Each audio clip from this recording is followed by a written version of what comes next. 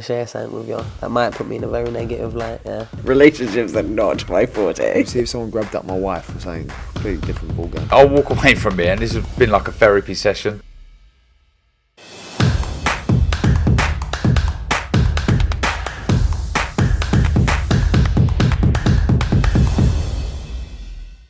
This is Umar Ahmed for IFL TV, proudly sponsored by Ryder'S. We're at a press conference to announce formally Zach Parker v John Ryder. I'm joined by Zach Parker here at the O2, the glorious O2. When you look behind it over there, to think you're going to be headlining in a massive occasion for British and world boxing. This is your time, Zach.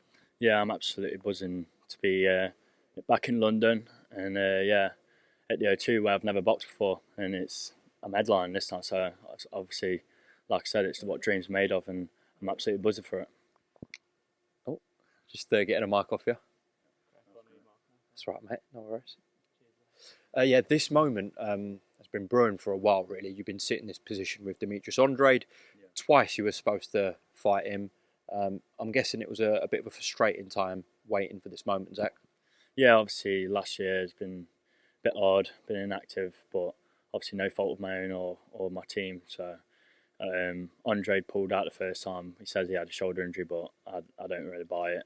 And obviously the second time, he was nowhere to be seen, was he? So we're here now, me and John Ryder, going to get on. Makes up for a better fight, I think, as well. With Andre, I reckon he'd have kept running for the 12 rounds. So John's going to meet me square on, and we'll see who comes out on top. On the first time, did your team or did Frank Warren ever receive scans of Andrade's injury or not?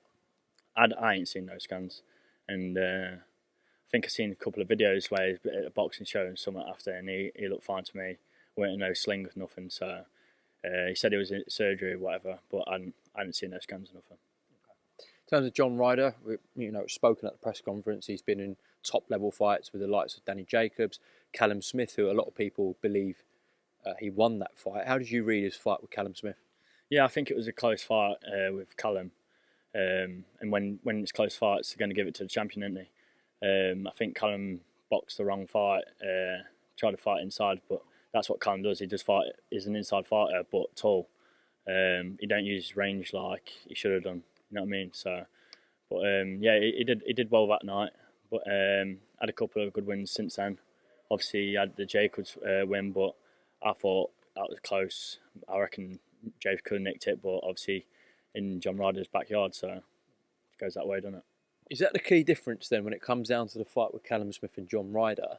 We know how good John Ryder is up close. That's his game. That's where he can get his shots off and do his best work.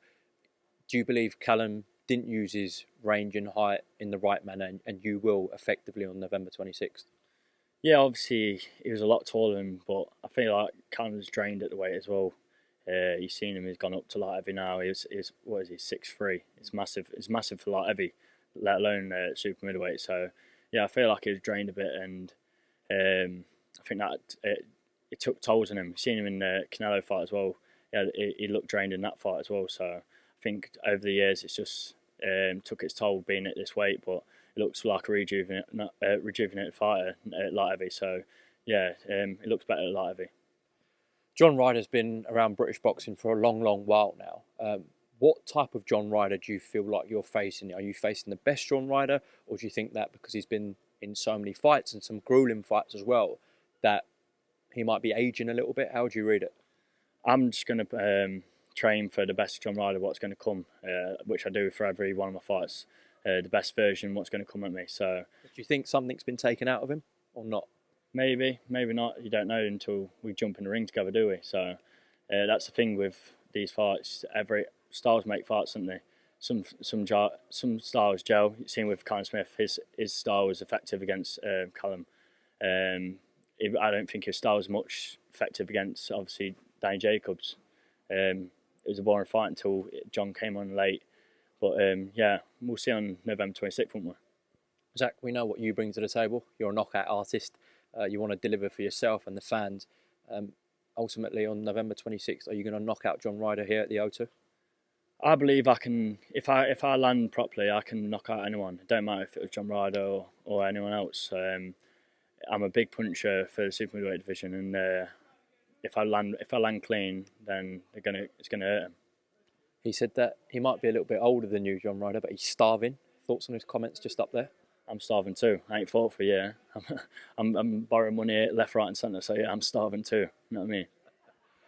We know what's at stake here. It's an interim world title fight, and Canelo obviously holds the belts at super middleweight. Do you believe Canelo Alvarez will fight the winner of this fight, which in your opinion will be you? Well, I did an interview the other day, and someone said he might do a world tour. So if he did, be a good one to get out of the way, wouldn't it? One of his mantras, and be a big fight for maybe Wembley or something like that. So yeah, if he was going to do a world tour, then I believe he would stay around at super middleweight. But I feel like he's going to go up to Bivol again because he wants to avenge that loss. But we'll just have to wait and see. He's just won against Golovkin. I feel like he's coming to the at the end of his career as well. Canelo, you see him aging a bit in the last two fights, but we'll just have to wait and see what he does with the belts. Well, if he doesn't fancy Wembley, he can always stop around Pride Park. Yeah, that'd be amazing, wouldn't it? But yeah, I don't think it's going to come to Derby, do you? Well, so essentially, if you're right and Canelo does something else and the belt becomes vacant, this is a world title fight with you and John Ryder. The winner will be elevated to full world champion. So that's what is at stake on this fight on November 26th. That's it, man. This is what I've been waiting for all my career, all my life, really. Been boxing since age 4 and come up the hard way on small old shows. Do everything the hard way and take chances when they've come. And this is just another chance to take. 22 have come and 22 have lost. So that's the same again on November 26th.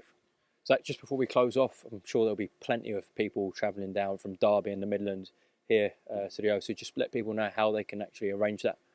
Yeah, I've got some ticket pages on Instagram and Twitter, Zach Parker Boxing Tickets. So if you want tickets from me personally, just message me on there and I'll get Mum sorted out and she'll be delivering them to you.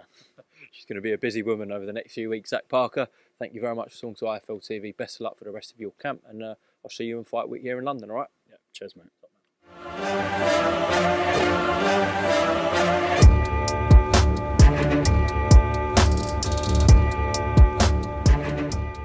I'm going to share something with you. That might put me in a very negative light, yeah. Relationships are not my forte. See if someone grabbed up my wife or something, completely different ballgame. I'll walk away from it, and this has been like a therapy session.